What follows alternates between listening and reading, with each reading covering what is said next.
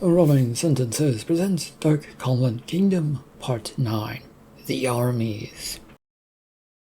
A gathering of armies might give Silvia and Brick a chance to do something. First they need to figure out what it is at all that they're doing now. This story is written and narrated by Michael Henry. It is a work of fiction, so any names, characters, businesses, events, and situations within the story are products of the author's imagination. Any resemblance to real people, situations, characters, businesses, events, and/or fictional businesses, characters, events, and so on and so forth is purely coincidental. Copyright 2026, Michael Henry, all rights reserved. With these horsemen, ill-looking ones that might or might not be some form of undead that were before Princess Silvia along the river shoreline, she stood at the edge of the sandy dune and at the river's edge, as everyone waited for what was to come next. "Milady, we are yours to command." This came from the horseman, who was in the lead. "Okay, thanks. How many are there, and can we send them to find out where my father's army is?" It will be done." The man atop the horse, that had been speaking without really lifting the lid of the helmet, merely turned, and the two others began heading back through the river. Wait a second. Shouldn't someone stay here and inform us of what's going on?" Silvia asked. "It is not hard to find you. We will be back with the news." "Well, this is going great, but I think I'm getting sunburned standing out here. Can we move about?" Brick asked. Yank, do you know anywhere around here where we can get away from the sun, one that isn't far away?" Silvia requested. This way," Yank said, as he pointed off towards the dune in front of them, which Brick was all too happy to start climbing. It was a rather large dune to climb, leaving Brick rather exhausted as he arrived at the top, which plateaued out. There was a dip at the top, though, where there was a mining operation going on. There was a wooden entrance that stuck out in this covered darkness. Brick headed for that, since it was the only cool-looking place around here that had shade, shadow, and, well, looked decent. "Are you running away, Brick?" "I'm going towards where it's cooler. We need to think about what we're doing and how we're going to do things. Also, question, who will be the army for these royals?" "What do you mean?" she asked. Brick pointed towards the castle not far off in the distance. "Those people have soldiers who want to stop us once they learn that we aren't really helping them. They might be the skeletons as well. They might be the army we have. What are we going to do about them?" "Oh," Silvia responded with a frown. There was a lip to this entrance of the mine which Brick had arrived at, as Silvia realized what he was saying. The cool shade wasn't enough to cool him off, but it was better than the sun. He was soon joined by her, looking out at the castle. "I say you invade the castle," he said to her. "What?" she replied with a confused look. "Knock them down and turn our attention to your father." "They're necromancers, though. They'll come back to life," she pointed out. "And that's why we have to act fast and find their hiding spot. I think that's what I've heard about such creatures." There was a clunking sound that came from inside the mine that made them both turn to look. A groan followed, and then a figure began appearing, followed by more from the dark. "Is this group here to stop us, or—" "Maybe another army if we're lucky, Silvia." "Are we lucky, though?" A dwarf appeared. A zombie dwarf, from the looks of things, and from the stench that followed him, Brick figured. There must have been stuck down there or killed down there, and he found his imaginations coming up with ways it might have happened that got these zombie dwarves down there. "Mistress." "Me?" Silvia asked. "Aye, you and your man," the dwarf said. "He's not really my man." "We are technically married, but that will be dissolved as soon as all this is over, I'm sure. And I'm sure the princess will see to that. There's a more important matter at hand." What are you dwarves doing? Tunneling for a siege against the cursed castle. You found it and destroyed it? Brick questioned. The group found it? The necromancers found your tunnel and destroyed it? Is that what you're saying? 'Cause that sounds like what had happened. Sand caved in, Mr. Brick. We died before we could dig our way out, but we have risen and now are here. There's a tunnel that goes into the castle, Silvia interrupted. Yes, it is now complete. Do you wish to see it? Do you wish to use it? But yes. Are the dwarves fighters? Are you, and just to satisfy curiosity, you do deal with sand, not just rock and dirt? We can deal with any type of ground, mistress. As long as we dig it, it can be moved and fortified to get where we need to go. The dwarf grumbled. How many of you are there? Brick asked. An army of dwarves moving sand, stone, and dirt out of the way. We're more than enough. And you can't fight, as Silvia asked. We need people willing to fight. We're dwarves. Of course we fight in battles and wars, and we were about to invade a castle when we were killed. Right, well that sounds exactly like the type of people we need. Don't you think, Brick? He shrugged in response to her question. Oh, what about our other army, the one led by Yank? Do we take them with us, or? Brick asked her. I will say that we should stay outside and fight your father's army, mistress. They may soon arrive, and you'll need us along with those horsemen. Yank declared. Well, that solves us. That solves that. We and the dwarves shall go down into the mines. Shouldn't one of us stay out here and help out? Brick pointed out. No, Silvia announced. Yank, you handle here, and Brick, you're staying with me. We're better off splitting up. You know how to fight your father, so you'll be a better use up here. Brick pointed out. And you somehow know this castle, Brick? Nope. But me running to my death somewhere in the castle is much more useful than both of us running to our death in the castle. And that's why I'm not letting you out of my sight. There will be no sacrifices and running to our death. Begging your pardon, mistress, but any war will require the order of sacrifices of troops and battle, and we should get moving, as we don't know how long things will stay the same, the dwarf said. Well, lead the way, then. Brick wanted to complain, but Silvia had grabbed at his arm and began pulling him into this mine. Down and down they went. Brick found himself pushed in front of Silvia as the dwarf, who they had come to learn his name was Peterlo, led the way.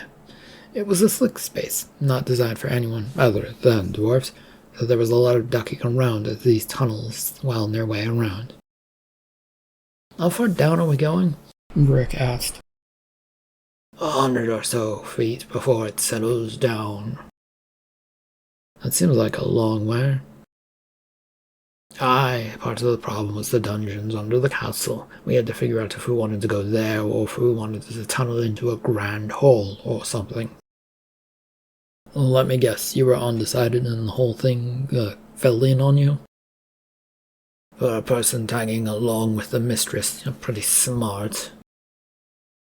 Not smart, just know a thing about businesses, as I ran with the wrong people, Brick said dryly. You know enough to help us survive, Brick. Pure luck. Besides, I was listening to your recommendations part of the time. And now you get to listen to me some more. How much further before we have to walk in some straight ground? Right about now, mistress. The ground did indeed level out, but it wasn't easy to walk on. Hundreds, if not thousands, of dwarves lined their way, leaving little room to maneuver. Some had weapons, other mining equipment, and they all looked like they wanted to fight. Quite the assembly of zombie dead, Brick said. Yeah, it's the only bright side of all of this is that we no longer have to eat, drink, or shit. We can work our days away. Downside, all the mines smell obnoxious. The dwarf replied, rumbling away. Not sure he liked the sound of that, Brick took a quick look about. No one else seemed bothered by it, as he now noted the dwarves forming up, all having masks around their face, and were beginning to follow behind them. A while later, the group came to a stop after going up again for a little bit, and came to a stop at a stone wall in the middle of the tunnel. It looked rotted and like it was ready to tumble away with a simple push. Peterlo turned to Silvia with a slight bow. Would you like to take down this wall? Peterlo offered to her. Me? No, I'm afraid I will mess things up. You professionals are free to do what you need to do, Silvia said. You sure you're the commander of this mission, mistress? Please call me Silvia. I don't like the whole mistress thing. While this was going on, Brick had wandered closer to get a better look at this wall. It felt vaguely familiar to something that he'd seen in the castle, but still felt wrong. His hand brushed against the stone. Where does this come out? He asked. It is planned to be near the war room that is underground. We never saw any underground rooms. Well, we know, Brick said. Well, we did jump down into that tunnel that went down, and then we did jump into that wine cellar, Silvia replied. That went down to the first floor, didn't it? Anyway, I'm not sure this leads anywhere to where you want it to, Mr. Peterlo.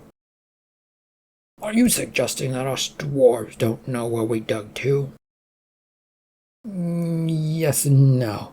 I'm suggesting that this is a castle that moves about. No, scratch that. This is a castle that moves its rooms. We can't say for sure you'll wind up where you want. He is right, Mr. Peterlo.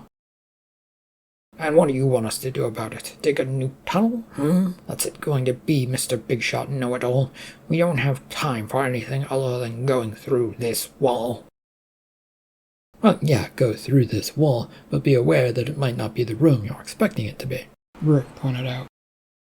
You're an odd one who thinks castles can change on a whim. Since the dwarf wasn't listening to him, all he could do to respond to Peterlo was shrug and stand to the side. Two other dwarves had come hurriedly forward with pickaxes in hand. They were soon hard at work picking apart this last wall until it simply crumbled away into a pile of dust. Clear the way, I'm going in, Peterlo barked. We should not wait around for them to give the all clear. We should all rush in, Silvia offered. They're your troops to do with as you please, Silvia, but we don't know what's on the other side of there yet. We could be sending them into death. Well, they're already dead, Brick. Get in there. Flood the fields of battle, dwarves. A surge of dwarves rushed past, hurrying into the new opening, which Brick still couldn't really make out. The dust was settled, but the group of dwarves made it hard to get a look. Well, I guess the only upside right now is that we can't hear any fighting, Brick said. We can't hear much with this herd. Do you really want to hear what's going on in there? Silvia gave him a look of disappointment, then took that moment to vanish into the opening. This was a nice change of pace from one who insisted he come along on this part of the job. They didn't need both of them here, and she was much better suited to the fight outside, but here she was inside, doing whatever. For the world! The shout from a nearby dwarf running in, and these words were echoed about by others, no, not as loudly. Worried that something bad might be happening, he took a deep breath and found a moment where he could duck inside. Fine, well-adorned room was crammed with dwarves, all trying to move about. The red, black, and brown robes that lie about the room and the rug in the walls and everything seemed to be decorated in these same colors gave the impression that it was an important room. That, along with a crown hanging near the dressing table, it appeared to Brick at least be one of the royals' room. He scanned the place for Silvia, but couldn't see her, and kept getting jostled to move forward. Where is Silvia? He called out. His voice seemed lost in the hustle as the mayhem as he found himself in. I was now shaken loose of this group who were looking for something to do, but nothing appeared. They were all ready for a fight, but no fight was coming. Brick pushed his way to the side where the crown was sat on the dressing table. What is even going on here? The king and queen I saw weren't wearing crowns, were they? Certainly not of this style, if they were, he said to himself. Is that an old crown? Silvia said from behind him. Where did you disappear off to, Silvia? I got pushed into a closet as I came in, found lots of women's clothing and a few other crowns. Why? Brick asked, confused. She looked at him puzzled as he looked over to her. Why the crowns? I don't know. I don't know why they have them, other than they're here and quite ornate, if I do say so. The gems and inlay is quite exquisite. Working on it is just perfect. An idea came to Brick as he picked up the crown in front of him. It was light, well balanced, and nicely made from what he could tell. But there was a problem. The bed? He turned and looked over that way, spotting what looked like a human shape, or two of them, hidden among the covers, though covered by blankets, fully. It was hard to tell what was under there. What exactly are you thinking and not saying? The royals took over, killed the king and queen of the original country, or used their bodies somehow. They took over, and maybe they're not the real royals of this country? Brick guessed that. A lot of people take over kingdoms despite not being in the line of succession. No one cares that much aside from the old people who got overthrown, she pointed out. Brick was shaking his head, though. We have to find them. Why? I mean, I know that was the plan, but why now? Why are you hurrying? What has caused you such problem? Magic will rebound, Brick said firmly. Wait. You don't know anything about magic not that long ago. I lied, okay? Plus, I think magic did something to me. The godlike entity did something to me at some point, because I have knowledge of shit I didn't know before. What exact new information do you have that you happen to have come across or popped into your mind? And why exactly should we trust it? Any of it? She said testily. He took a moment to think about that and how it might be answered in a believable way. Right now, he didn't really even trust himself and the words he had to say. The idea of magic, despite everything we've seen lately, is bound to follow rules. You can create new stuff, you can push those boundaries, but you still have to follow the rules. What rule is it that they've crossed, then? She asked, confused. They need to appeal to the gods to let the necromantic magic work, he said. Yeah, so what? The gods who would follow or allow such a thing are, he said, trying to prompt her response. Devanosta, she said almost questioningly. And she, he said, letting his words trail away again, is a trickster who uses people, but they would know that. These two would plan for that. They aren't amateurs or anything like that. Brick nodded along and waited for her to think some more before speaking up. Well, we can't say that for sure. I mean, this whole thing feels amateurish, and they would make a deal that would allow her to enter the mortal realm without regards for anything else, as long as they got some block of power that they could use, he explained. He blinked a few times, having exhausted himself of saying all of this. It felt like it had crept out of nowhere in his mind, but the soft words of magic suddenly came to him. Yes, I put those thoughts in your mind. It's about time you did some thinking, and it all came up. She wasn't there, and he could tell, but those words were right there, suddenly in his head. We need to go, he announced. Where, though? Not responding to the question, Brick made his way through the crowd towards the door. Managing to get out into a hallway, Brick looked down at each end of it as the dwarves spread out in all directions.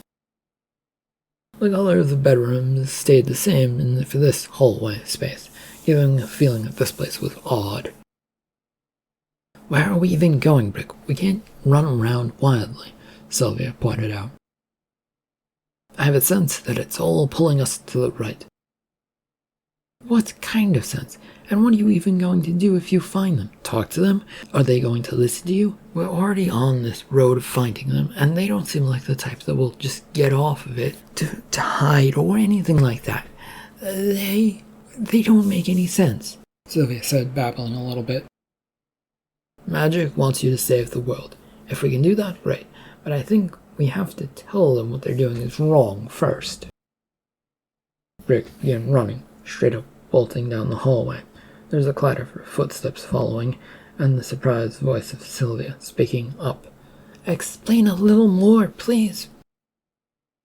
Magic says, I think both the entity and the whatever's in my head, says that the laws and essence of it will have to attack all that they connect themselves with this unholy matrimony of an attempt to take over. Well, one big question, is it wrong just because of Devanosta? She can't be allowed out of the realm of gods, Brick said from his sudden pool of information in his mind. As she would take over, Silvia asked. I think that's what everyone is afraid of with her. One more thing, if I'm supposed to be saving the world, why is magic talking to you and not me? Well, I guess nobody likes a leader who talks to God. It makes them sound insane. That doesn't make sense. It makes a lot of people suspect that their leader is mad if they're talking to God, unless they have a lot of predictions right. You need to be mad to pull off such a thing. But if you have a mad advisor, or if you're married to them, it's a little more acceptable to have those things around directing your attention, Brick said. Fine, if that's true, what about you? Why would the god choose you? Silvia retorted. That? Ask them. I do not want to deal with this knowledge coming into my head. It came to a sudden intersection that appeared almost out of nowhere.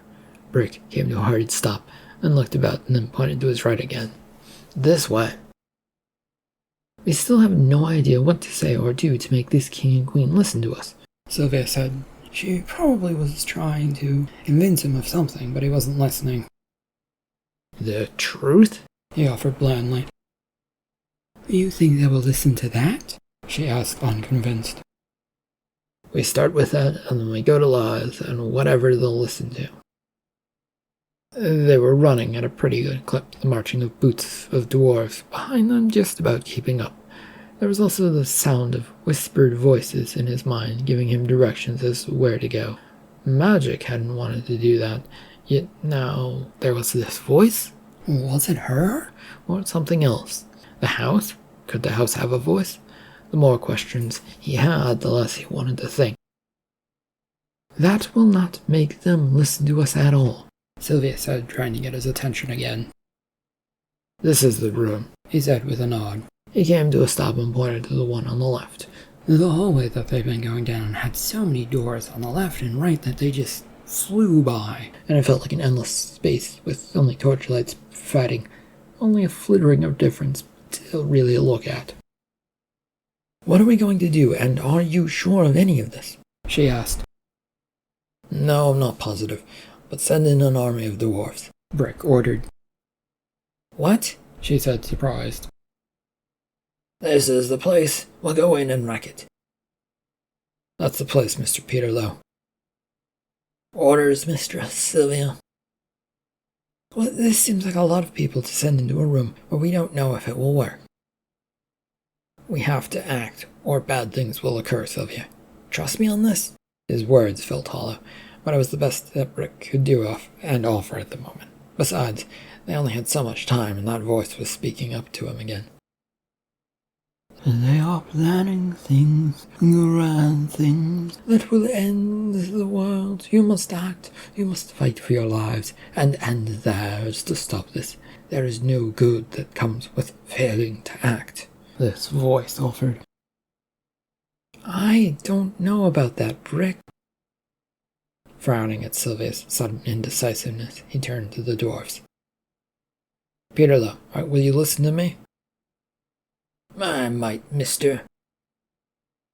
We are at war and the enemy is in there. Charge in and do all you can to take them out. Brick ordered the dwarf to do. To war! A war is before us. Your enemy is before you, Brick said. You heard him, dwarves. To the fight we go. Brick! The door was kicked in as Silvia exclaimed. The hallway was filled with the angry voices of dwarves, crying, chanting their war cry. For freedom! To death! Listen, Silvia, I want to be free of these people. We have to take a chance to do that, and I'm willing to take that risk. Stay here and hope for the whole process repeats if you want. I don't know if it will, but I doubt if we fail here that they'll look kindly upon us. They'll probably raise us from the dead if we die. Yeah, on the bright side of all of this, I don't think the dead can get pregnant. That's your takeaway from all of this? Nope, just thought occurred to me a second ago. And with that, he charged into the room that he'd pointed out, the voice in his mind following him in. They must be killed! All must be killed! The bedroom space was filled with dwarves running all over it, chasing what looked like figures about the room. There was a door in the back of this giant room, covered in red-black colors that Brick thought were associated more with this kingdom as he knew it. They both looked kind of like they might be the king and queen, these figures. It was hard to tell as they were both facing and running away from him. There was also the thought of why would they run and not fight? Stop right there, fiends, he called out. Two imagined figures, the ones you want are hiding, the voice suddenly announced in his head. Where are they hiding? Brick, are you talking to yourself? Yes, voices in my head, got stuff. Remember, I'm the mad one. You're merely going along with the things I say. I am not. A secret doorway in the dresser, the voice in his head said. Brick turned to his right and marching to that direction of the full-sized dresser with French doors. He stepped right up to it, pulled on the two door handles, swinging the two doors outward, revealing a closet filled with clothing. He pushed his hand past those clothes and then to the side, clearing them out of the way. There was a hole in the dresser, that was in the wall that was revealed. Ah, a way out of here.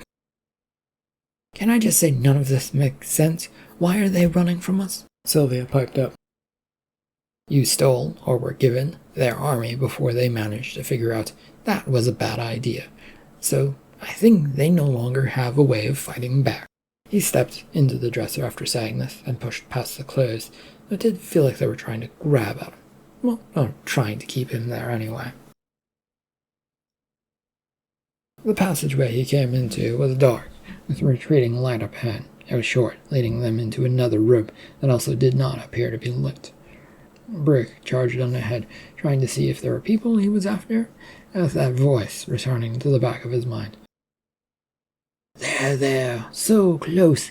Get them. End this. Why are you speaking to me now and not before? Magic grows. Magic has been centralized and stolen by them. It's leaking free, so now I am free is to be myself as well. The voice inside his head responded. I don't think it sounds like you need my help. Everyone needs help. You need it right now to get them to kill them, to right the wrong. Who are you, voice? I am the castle. Who else would I be? Devanosta? I could never consort with that sort of creature, the castle snorted. That isn't a denial that you're god trying to break free. I am this castle. I am nothing else. I want nothing to do with Devanosta. Well, I don't trust you. It's too late for that. You must kill and destroy this place. Those last words ringing in his ears and with lots of uncertainty around him, Brick emerged from that passageway. It was a dark room, too dark to even make out what was going on or anything in here. He was not in fact sure he'd gone to a different room, other than the walls had moved away from being close in, and the floor had changed. None of that really meant much to him. Queen Mitra, King Aulus, I'm here to have a chat about how you're running things. There's nothing that needs discussing. I think there is, King, because lots of people, dead, alive, and magical, appear to want you and your wife dead, or dead again. There's also the issue of the stolen crown in this kingdom. What of it, little one? None of that matters, the queen replied in her sickly sweet tone. I have heard a lot of voices, some of them in my head, some of them actually godlike, that say otherwise, Brick said firmly. And why would we listen to those? The king said. Because if you don't, we're all going to die when you release Devanosta. End of part 9 of Dark Convent Kingdom. Thank you for listening.